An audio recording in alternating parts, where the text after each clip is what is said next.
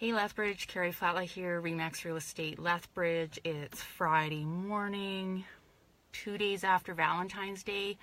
Did you guys have a good Valentine's Day? Did you get lots of chocolate and good stuff? Or, I don't know, get spoiled, go for dinner, sit at home, Netflix and chill? I'm allowed to say that. Just a second. So, I want to talk, hopefully briefly, about what I think is the sexiest, hottest thing in real estate. Hot! It's hot, it's sexy, and I love it. And all my realtor friends and all my clients know that I obsess about it. I obsess about paperwork. I love paperwork. Okay? I love the forms. I love filling out the details. I love figuring out what it all means. So I'm a total geek, but it's sexy, and I'll tell you why paperwork is so sexy. Because it helps you make more money when you sell your house. So when we're signing a listing agreement, there'll be none of this, let's just get it all signed and we'll deal with all of what this means later. No, that won't happen. There is no later. There's right now. Because if we get your paperwork figured out now, we're going to save you money and make you more money on your house later when it's time to actually get paid for your house. The one piece of paper that probably, well, for sure, I've actually had lawyers tell me this. The one piece of paper that causes the most real estate litigation, i.e. lawsuits, in real estate transactions is what? Do you know what it is? Does anybody know what this document is called? And it's to do with your house and your land. I don't think anybody does, because usually when I ask people where it is or if they have it, they scratch their head and go, oh my gosh, Karri, I'm not even sure what you mean. Because when you buy a house, you get this piece of paper from the lawyer and then you put it away in a folder and you never think about it again. Although you should think about it again, and I'll explain why. It is called the Real Property Report. It's hot. It's in a gray folder. It used to be called, back in the 80s, a land survey. Or a survey.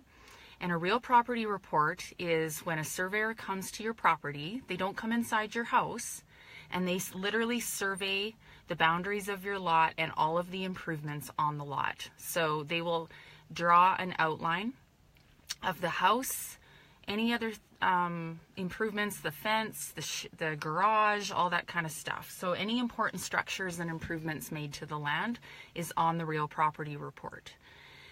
Then that goes over to the City of Lethbridge, and the City of Lethbridge Development Services writes up a compliance letter to go with that real property report. Here's the thing, when we sign a listing agreement, it says right in the listing agreement, you agree to provide to us a copy of your real property report and compliance letter that reflects the current state of improvements on the property. So if you pull out a 20-year-old compliance letter and real property report and you've built a garage on the property since then, guess what? You got to go get an update to your real property report and a new compliance letter. People don't like that very much because it costs a few $100. Brand new RPR costs about $800, I believe, with compliance, roughly, depending which surveying company you use. So it sounds expensive, but I'll tell you what, it's cheap, cheap, cheap in light of what happens if you don't have a proper real property report and compliance letter at closing. And here's why. The buyer's lawyer sits down with the buyer prior to closing, but after conditions are removed, which can be problematic, and pulls out the homeowner's real property report and compliance letter, opens up the survey, the drawing, and says, is this what you saw when you made an offer on the house? Does this reflect the current state of improvements as you remember it? Is this the, garage, house, etc., etc.? If the buyer says, you know what, there's a garage in the backyard and it's not on this survey, we have a problem. We have a big problem. So the lawyers will now contact each other. There could be holdbacks to the tune of a few $1,000s to tens of thousands of dollars held back on closing day that you as the homeowner will not get. Couldn't you use that money for something? Couldn't you use that money for something? Weren't you counting on that money when your house sold and it closed? So, and there's all kinds of reasons besides, there's all kinds of other things, I guess, that can go wrong with the RPR. There's litigious issues with the RPR because if something's out of compliance, you now have another problem besides outdated paperwork. You could have a fence that's encroaching onto city property. You could have a pergola that was never permitted. You could have a garage that was never permitted, a garage that's not meeting the setback requirements. I've seen one, and it was all fine in the end, but there was paperwork required to make sure that it was compliant. We had to get the homeowner had to get a waiver.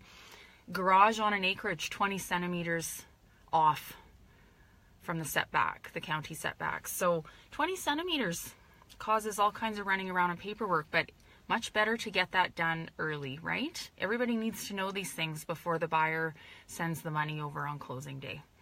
So that's why your real property report, how is that not sexy? We're talking thousands and thousands of dollars, and people don't want to deal with this paperwork early in the process. We're really strict about dealing with your paperwork early in the process because it helps you make more money. It helps you move forward with confidence. It gives the buyers confidence. It gives the lawyers confidence. And the idea that, well, let the lawyers deal with the issues with the RPR. Just let the lawyers deal with that at closing. Lawyers don't want to hear that.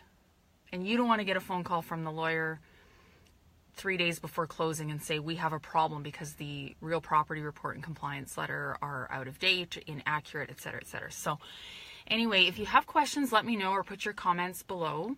But it's one of the most important things to get right in a real estate transaction. Me and my team work extremely closely with your lawyers, whichever lawyer you use, to make sure that all of those things are in order before closing day, hopefully long before closing day. And if there are issues, then we'll help coordinate that with your lawyers and get that worked out. I will always ask for your real property report when we list the home because I want to personally review it and make sure it is accurate and that your compliance letter makes sense. And then we can address anything ahead of time once we start marketing the home. So anyway, paperwork is sexy, and we're going to talk about a few other paperwork things as well, because there's other types of paperwork that help protect your home equity, that help you get the most money possible. And you're probably thinking, well, how does paperwork help you get more money out of your home?